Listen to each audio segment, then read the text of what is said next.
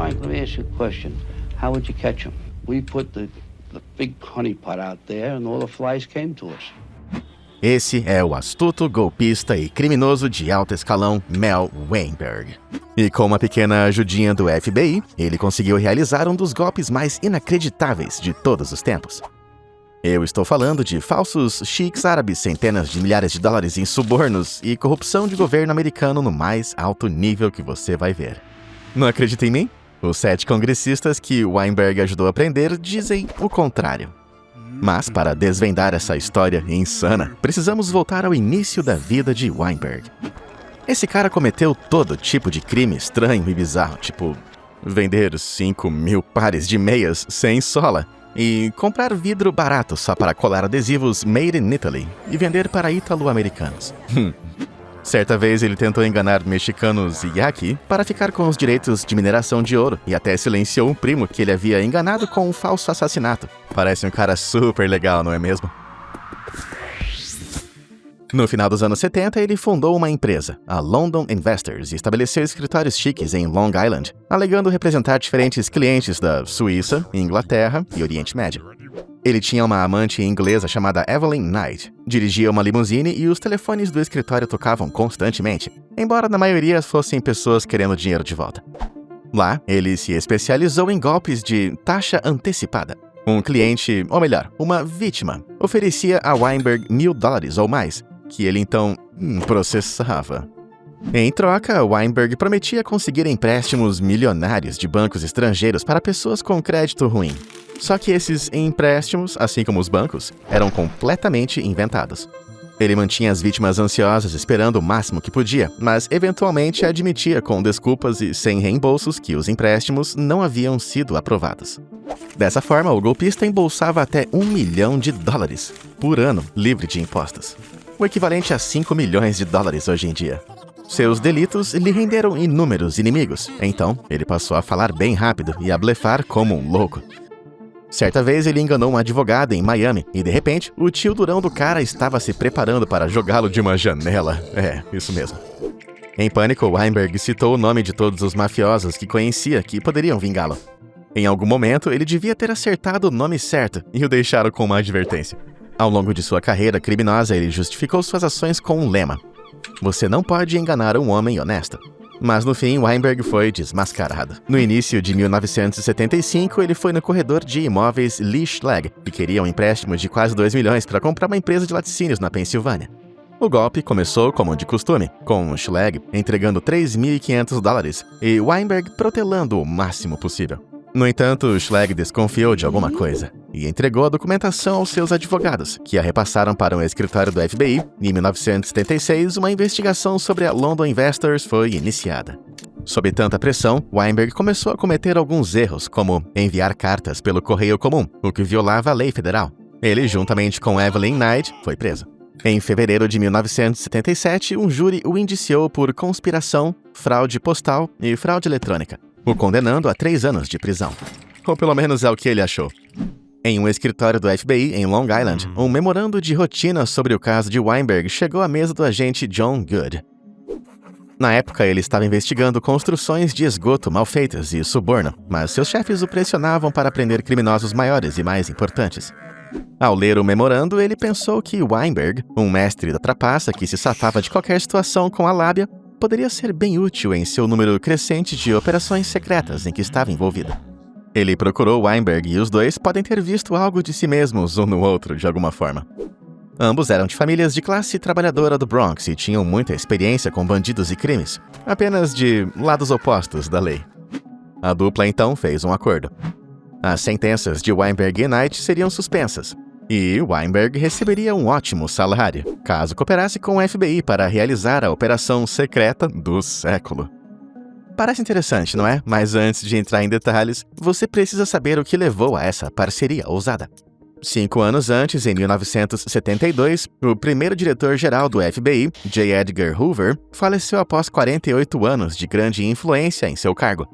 Apenas um ano antes, documentos roubados de um órgão do FBI revelaram ao público que Hoover definitivamente não era um herói. Ele usou seu poder para liderar uma série de atividades ilegais, como vigilância, intimidação e chantagem. Ele destruiu a vida daqueles que considerava subversivos, o que poderia incluir desde comunistas a ativistas dos direitos civis e homossexuais. Para o público, parecia que o FBI estava mais preocupado em perseguir seus críticos do que, fazer o seu trabalho. Naquele mesmo ano, a controvérsia atingiu o presidente Richard Nixon. 5 ladrões foram pegos bisbilhotando os escritórios do Comitê Nacional Democrata no complexo Watergate, em Washington, D.C. Descobriu-se que eles trabalhavam para o Comitê para uma Reeleição do Presidente, ou CREP, uma organização de arrecadação de fundos criada para garantir a reeleição de Nixon para um segundo mandato e espionar inimigos públicos. Os Estados Unidos entrou em turbulência. O governo e as forças da lei cometiam crimes e saíam impunes. O FBI precisava de um novo diretor, e Nixon sabia que tinha que ser uma mão firme e confiável para guiar a organização e restaurar a fé da população nela. Ele nomeou como chefe Clarence Kelley, ex-chefe da polícia do Kansas City. Kelley havia trazido inovação e aumentado a confiança e o moral da população na força policial, e esperava-se que o chefe pudesse fazer o mesmo pelo FBI. Ele tinha como objetivo reformar a agência, proibindo as inovações ilegais que haviam definido a abordagem de Hoover. Em vez disso, ele mudou o foco para investigações secretas e para o combate aos crimes de colarinho branco, ou seja, crimes não violentos como fraude, corrupção e lavagem de dinheiro. E digamos que ele deu conta do recado. De 1978 a 1980, o FBI realizou quase 100 operações secretas distintas. Apenas em 1979, as investigações levaram a mais de 2.000 prisões, mais de 1.000 condenações e a recuperação de 318 milhões de dólares em bens roubados. Embora o FBI não tenha prendido todos esses criminosos sozinho. Afinal, todo mundo sabe que é preciso um criminoso para pegar outro. Agora de volta a Weinberg. Após o seu encontro com John Good, o vigarista foi designado para trabalhar em 4 casos, inicialmente para ajudar a rastrear obras de arte roubadas e falsificações. No início, colocaram Weinberg em contato com um grande criminoso italiano do interior do estado de Nova York. Weinberg encontrou o criminoso no inverno, mas depois de folhear suas pinturas roubadas, teve que confessar que não entendia nada de arte e que precisaria entrar em contato com um especialista. O italiano pareceu nervoso, suspeitando que fosse uma armadilha. Mas Weinberg o tranquilizou, convencendo ele a embarcar em seu jato particular, de onde voariam para qualquer aeroporto do estado que o ladrão desejasse para concluir o negócio. O italiano concordou a contragosto. Antes que percebessem, Weinberg e o bandido estavam no ar com o piloto e o especialista em arte, que na verdade eram ambos do FBI. Olha só. Aos seus pés, Weinberg tinha uma maleta contendo o que ele disse ser $1 milhão, mas que na verdade eram apenas $300. O avião estava congelando e Weinberg observou o bandido andar de um lado para o outro na cabine. Impaciente, o bandido exigiu ver o dinheiro. Percebendo a arma no cinto do italiano, Weinberg respondeu rapidamente. Sit down, you fat. E então, rapidamente, abriu a maleta. O suficiente para que o italiano visse o dinheiro, mas não soubesse o quanto realmente havia lá dentro. E funcionou. Finalmente pousaram na pista coberta de neve e Weinberg esperou que o piloto colocasse um cachimbo na boca, o sinal de que o FBI estava prestes a prender o ladrão. Temendo ser pego no fogo cruzado, Weinberg precisava de uma desculpa para se afastar do criminoso. Então, no seu estilo clássico, disse ao homem que ele cheirava mal e apenas foi embora. Em seguida, os agentes entraram em ação e tudo foi um completo sucesso. Apesar de não ter sido nada fácil, Weinberg conseguiu resolver todos os 4 casos. No entanto, quando acabou, ele não deixou o FBI. Em vez disso, permaneceu como informante, e ao fazer isso, abalou a América nos anos 70 até o âmago. Por que ele ficou? Patriotismo? Medo? Não. Ele insistiu que era só pelo dinheiro. Embora, no entanto, ele estivesse encantado em mostrar à América o que, em suas palavras, seus políticos realmente eram, um bando de pervertidos bêbados e ladrões. O que finalmente nos leva ao plano insano do FBI, que acabou prendendo 7 congressistas. Em 1978, Good reuniu uma equipe de elite de agentes do FBI e, claro, Weinberg estava incluído, com a intenção de criar um esquema para prender pessoas interessadas em comprar arte roubada. Juntos, eles tiveram a ideia de criar uma empresa falsa chamada Abdul Enterprises em Long Island, onde Weinberg se passaria pelo presidente da empresa. Um representante de chiques árabes fictícios que queriam comprar arte roubada. Na verdade, os chiques seriam agentes disfarçados do FBI, obviamente. Nos anos 70, as manchetes eram dominadas por histórias de barões do petróleo, e Weinberg sabia como explorar o estereótipo do rico do Oriente Médio. Para o flagrante, eles gravariam seus negócios fraudulentos em uma nova tecnologia, gravadores, um dispositivo que Chef Kelly estava ansioso para implementar. O FBI decidiu realizar um ensaio geral para o esquema, chamado Operação ABS Cam, só que com um alvo bem real. O empresário nova-iorquino que se tornou um negociante de arte suspeito, Ron Sablosky. Weinberg havia planejado inicialmente alugar uma suíte grande e confortável no Hotel Plaza, mas devido a restrições orçamentárias, acabaram no menor quarto do hotel. Insistindo que o alvo precisava ser deslumbrado, Weinberg queria oferecer a Sablosky canapés do hotel. Mas não deu, o orçamento era um problema. Então Weinberg foi até uma loja para comprar um monte de carne enlatada, salada de batata e salada de repolho. O problema? Por que um chique comeria comida kosher? Mas Weinberg deu de ombros, dizendo que fingiriam que o chique adorava iguarias judaicas por algum motivo. Quanto ao próprio chique, ele foi interpretado por Mike Dennehy, um ex-agente do FBI que se tornou um ator. Mas houve um outro contratempo. Dennehy descobriu que as vestes alugadas eram pequenas demais e foi obrigado a usar apenas turbante como um terno. Além disso, ele não falava uma palavra em árabe. Então, quando Sablosky se sentou para a reunião, ele apenas grunhiu, enquanto Weinberg alegava que mal falava inglês. E para piorar ainda mais a situação, o gravador preso à parte inferior da mesa caiu no chão durante a reunião. Felizmente, um agente ágil o chutou discretamente para baixo do sofá antes que Sablosky percebesse qualquer coisa estranha. A sala era bem apertada, e o absurdo da situação fez com que os agentes não conseguissem conter o riso, com alguns tendo que se revezar para sair do lugar. Weinberg justificou a situação dizendo que a equipe do Chique ficou meio maluca nos Estados Unidos, pois não podiam fazer o mesmo em seu país de origem. Apesar de todo esse fiasco total, Sablosky devorou toda a comida e aceitou o dinheiro por sua arte roubada. Por incrível que pareça, o encontro foi um sucesso. Após a operação policial, porém, a equipe sabiamente decidiu reduzir o número de agentes na sala, usar alguém mais qualificado para interpretar o Chique e adicionar dispositivos de gravação de reserva. E depois disso, os golpes não pararam mais. Graças a Weinberg, a notícia logo se espalhou sobre os árabes ricos que tinham mais de 400 milhões de dólares para investir em negócios obscuros. Mas os que caíram na armadilha eram, em sua maioria, empresários corruptos, vigaristas e políticos de baixo escalão. Em outras palavras, peixes pequenos. Mas tudo isso mudou em 78, quando a equipe ABS Cam entrou em contato com o criminoso de colarinho branco, William Rosenberg. A operação começou com Weinberg se encontrando com Rosenberg para discutir o investimento na Abdul Enterprises. Acontece que Rosenberg também era um golpista e estava apenas se passando por investidor. Sua verdadeira intenção era enganar a empresa, só que não fazia ideia de que ele é quem estava sendo enganado. Disseram a ele que poderia ganhar 7 milhões de dólares em comissões se ajudasse o Chique a fazer um investimento de 100 milhões para transformar Atlantic City em Nova Las Vegas. Tudo que o Chique queria era a garantia de que o hotel cassino que ele estava construindo obteria uma licença para jogos de azar. Rosenberg garantiu que conhecia o prefeito de Camden, Nova Jersey, Angelo Enriquetti, e que conseguiria obter favores dessa forma. Enriquetti era extremamente popular em sua cidade natal, conquistando a simpatia da população da classe trabalhadora, após acalmar tensões em 73. No entanto, ele também tinha um histórico de problemas com a justiça, escapando por pouco de acusações de fraude e perjúrio, e, segundo Rosenberg, era propenso a subornos também. Intrigados, os chefes da FBI aproveitaram a oportunidade para pegar esse peixe bem maior e autorizaram um encontro com Weinberg. Em seu primeiro encontro, o prefeito se revelou ser um megalomaníaco de boca suja, que, sem surpresa, rapidamente simpatizou com o nosso vigarista. Enriquetti não fez nenhum rodeio. O prefeito se gabou de que poderia garantir ao Chique uma licença de cassino se recebesse 50 mil dólares em subornos e afirmou: "Eu te dou Atlantic City, e sem mim, você não faz nada."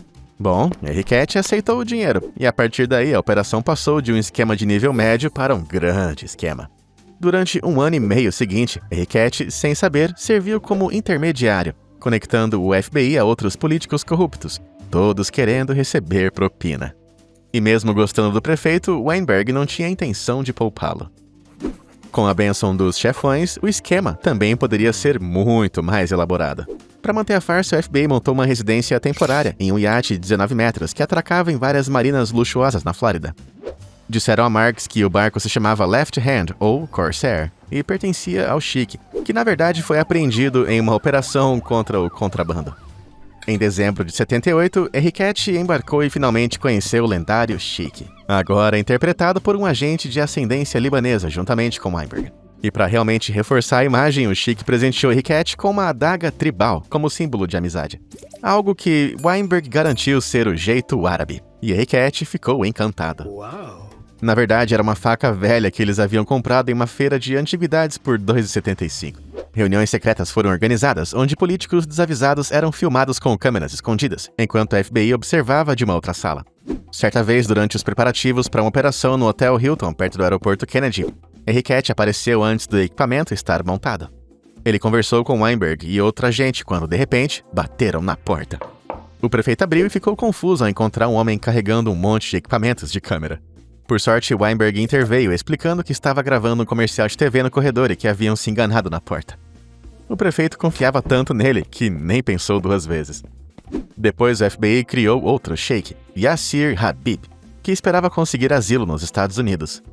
Ele receberia os políticos, mas precisavam que a iluminação da sala fosse tão forte que quase os cegasse para que as reuniões pudessem ser gravadas adequadamente. E qual foi o motivo alegado? Que o Chic sentia falta do calor escaldante de sua terra. Uau! Como eles conseguiam enganar as pessoas, eu não sei. Todas as propostas seguiam o mesmo roteiro. O Chic estava preocupado com os radicais em seu país e queria garantias dos congressistas de que poderia obter asilo permanente nos Estados Unidos. Qualquer pessoa que aprovasse uma legislação para que isso acontecesse seria muito bem recompensada, e as moscas começaram a aparecer. Primeiro temos Richard Kelly. Ele veio de uma origem humilde, criado em um orfanato em Rhode Island antes de se tornar advogado, e eventualmente congressista. E o único republicano condenado no caso do ABS Scam. Seus problemas começaram quando Rosenberg o apresentou a Weinberg.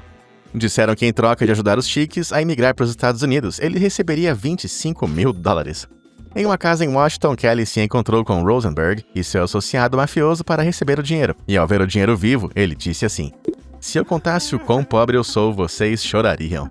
Então, em vez de colocá-lo em sua pasta, ele o enfiou nos bolsos do casaco e saiu do prédio, totalmente decidido a excluir Rosenberg e o mafioso do negócio. Tudo isso aí, obviamente, foi gravado. Depois houve o deputado John Jenrette Jr. da Carolina do Sul. Durante uma reunião com os agentes, disseram que o Chic lhe ofereceria $100 mil, com metade adiantada, para apresentar um projeto de lei que lhe permitisse imigrar para os Estados Unidos. Tomando um golão do seu drink, ele disse: "Eu tenho roubo no sangue. Aceitaria isso num piscar de olhos." Agora temos Michael O. Myers, membro do Partido Democrata representando a Pensilvânia. É justo dizer que, assim como Mike Myers, esse cara era um verdadeiro monstro. Menos de 3 anos após sua chegada em Washington, ele se envolveu em uma briga em um hotel em Arlington. Ele estava celebrando sua reeleição com os amigos, quando foram solicitados a falar mais baixo por funcionários. Em resposta, Myers disse que era um congressista e que não precisava seguir as regras deles. Então ele e seu primo atacaram 2 funcionários que tinham apenas 19 e 22 anos. Myers tinha 35 anos na época. Caramba! Quando a polícia chegou ao local, Myers abaixou as calças. Por algum motivo. Enfim, Michael Myers escapou de qualquer punição por tudo isso. Pelo menos inicialmente. Mal sabia ele que sua personalidade arrogante o tornava um alvo perfeito para o FBI investigar. Como de costume, Henriquette marcou uma reunião para Myers, que se gabou de como sua influência política lhe permitiria aprovar um projeto rapidinho. "Vou dizer uma coisa bem simples e curta", ele disse. "O dinheiro fala mais alto nesta Caramba. No fim da reunião, o assessor tirou um envelope de uma pasta e entregou direto para ele. E dentro havia um suborno de $50 mil, que Myers aceitou de bom grado. Oh my God! E finalmente temos o prêmio principal, o senador Harrison Williams, de Westfield, Nova Jersey. O funcionário de escalão mais alto que eles pegaram. Ele subiu no iate para receber sua remuneração e, sorrindo educadamente, o Chic explicou o simples desejo que ele tinha: investir em terrenos e cassinos em Atlantic City e numa mina de titânio na Virgínia. No entanto, não estava acostumado com a política e as finanças americanas e precisava da ajuda de um congressista experiente. Williams concordou com a cabeça e disse ao intérprete do árabe: "Diga ao Chic que farei tudo o que eu puder e que eu cumprirei a minha parte." Pronto.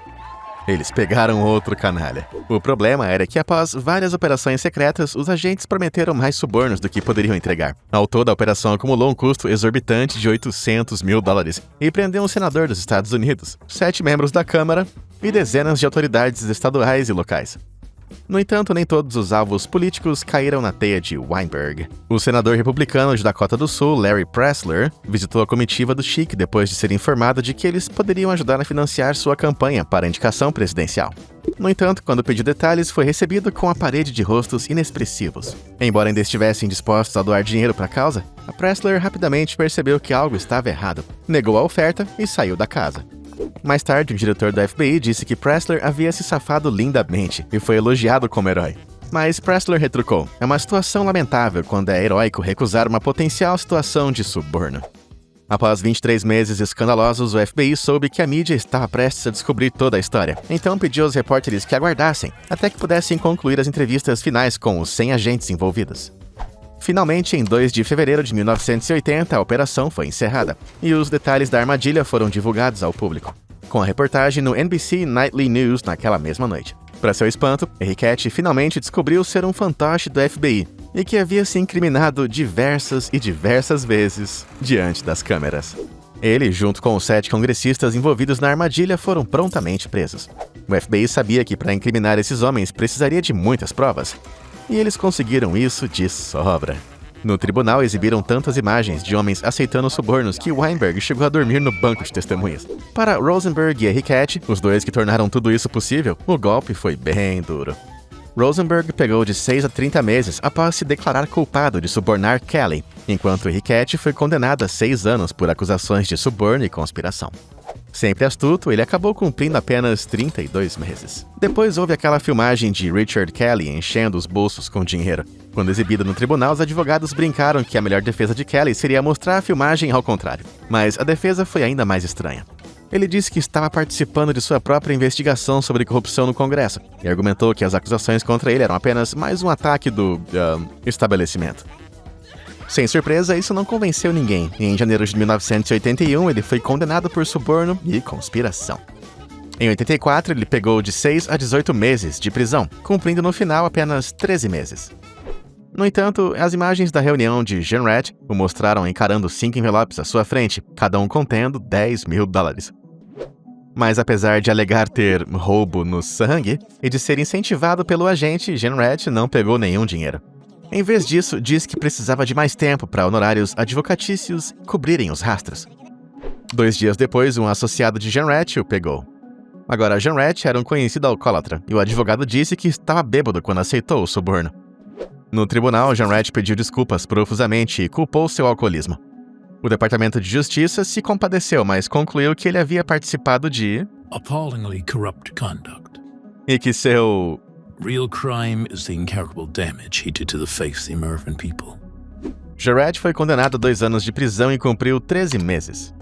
Mas, uma vez que ele saiu da prisão, ele perdeu a reeleição em 1980 e, em vez de ser expulso, renunciou ao Congresso. Quanto a Michael Myers, ele cumpriu mais de 1 ano de prisão e foi expulso do Congresso, rapidamente. Mais de 40 anos depois, Myers, agora com quase 80, se meteu em problemas mais uma vez por fraude eleitoral em 2022. De volta para sua casa, Michael. E finalmente havia o velho Harrison Williams. Ele tecnicamente nunca recebeu nenhum dinheiro físico. Em vez disso, o Schick o tornaria um sócio silencioso com a participação de 18%. Em troca, ele direcionaria contratos governamentais para a mina, agilizando a imigração e garantindo uma participação em projetos de cassinos em Atlantic City. Williams tentou usar o fato de nunca ter recebido dinheiro em seu julgamento, mas o júri não se convenceu. Ele foi considerado culpado e condenado, cumprindo 21 meses de uma sentença de 3 anos de prisão. Mas o FBI enfrentou sua própria controvérsia. Em sua busca por criminosos de colarinho branco, eles participaram de armadilhas. Isso é, inventaram crimes falsos que os funcionários nunca teriam feito. Normalmente, operações secretas prendem criminosos que já infringiram a lei ou estão no meio de alguma atividade suspeita. Mas na ABS Cam, os funcionários nem sequer eram suspeitos de nada antes, e nenhum deles havia feito nada ilegal antes de conhecer o falso Schick. O objetivo de tudo era incentivá-los a cometer crimes em vez de pegá-los em flagrante. Mas claro que o FBI se defendeu, dizendo que altos funcionários verificavam as gravações para garantir que seus agentes infiltrados se comportassem, e que cada pagamento era monitorado na TV por um advogado em uma sala próxima. Se o advogado considerasse o agente ousado demais, podia ligar e pedir que pegasse leve. Mas é inegável que não foi o FBI que testou diretamente a honestidade desses membros do Congresso. Na verdade, foram os intermediários como Rosenberg e Enriquette. eles persuadiram os funcionários a se encontrarem com a equipe do Chic usando incentivos legais e ilegais. A opinião pública sobre essa confusão estava bastante dividida, mas apesar das críticas, o FBI prosseguiu com os processos. Em 81, júris federais indiciaram um senador dos Estados Unidos, 6 representantes dos Estados Unidos e outros funcionários locais da Pensilvânia, Nova York e Nova Jersey. Mas isso realmente era justiça? Bom, em defesa da ABS Cam, eles se envolveram em crimes sem confronto, delitos sem vítimas, nos quais todos os envolvidos infringem a lei conscientemente, ou delitos nos quais as vítimas nem sequer sabem que estão envolvidas, como fraude. Esses tipos de crimes são muito difíceis de provar sem operações secretas como a ABS Cam. Então, com todas essas condenações, será que esse foi o fim da corrupção no governo? Como você pode imaginar, o Congresso não ficou nada satisfeito com o FBI fazendo deles idiotas. Então, em 83, elaboraram um projeto de lei, a Lei de Operações Secretas, para limitar o trabalho secreto das forças da lei. Mas, infelizmente, para eles, não conseguiram aprovação. Mas se foi assim, então por que esse tipo de operação não acontece mais? Bom, durante tudo isso, o Comitê Church foi formado em 1975, na sequência do escândalo de Watergate, liderado pelo simpático senador Frank Church. Esse comitê investigou as muitas controvérsias e abusos de poder cometidos por agências governamentais, como o FBI e a CIA, que foram flagradas espionando ativistas dos direitos civis, planejando assassinar líderes estrangeiros e executando o sinistro programa de lavagem cerebral MK-Ultra. O relatório final foi divulgado em 76 e inclui 96 recomendações. As consequências resultaram na perda de muitos poderes das agências, especialmente no que diz respeito à investigação de políticos. Em 78, o presidente Jimmy Carter assinou a Lei de Vigilância de Inteligência Estrangeira, FISA, que exigia que autoridades solicitassem mandados para escutas telefônicas e vigilância, o que torna muito difícil pegar alguém em uma operação secreta. Portanto, respondendo à sua pergunta, políticos não são pegos porque criaram leis que tornam isso quase impossível. Mas o que aconteceu com o velho Weinberg? Bom, como ele agora era famoso demais para aplicar golpes, se mudou para Miami e trabalhou como investigador particular antes de se aposentar em 94, em Titusville, Flórida. Lembrando com carinho seus dias na ABS Cam, ele guardou cópias das fitas de vídeo e gostava de assistir de vez em quando, até que o glaucoma afetou sua visão. Em 2017, quando perguntado se tinha algum arrependimento, Weinberg disse: Not really. I've had a good life, a charmed life. I should have been dead a long time ago. Em 2013 foi lançado American Hustle, um filme baseado no ABS Cam, estrelado por Christian Bale como Irving Rosenfeld, um personagem claramente inspirado em Weinberg. Depois de assistir ao filme, Weinberg brincou: eu não seria visto morto usando um paletó verde. Finalmente, a vida do vigarista chegou ao fim em 2018, aos 93 anos de idade, deixando para trás o legado de um mestre da trapaça que revelou a alma sombria da política americana para o público. Ufa! Uma história e tanto, não é? Se você gostou desse vídeo, vai adorar os meus outros sobre golpistas como Kevin McGeever e Tommy Carmichael. Vai em frente, pode clicar. E obrigado por assistir. Até a próxima!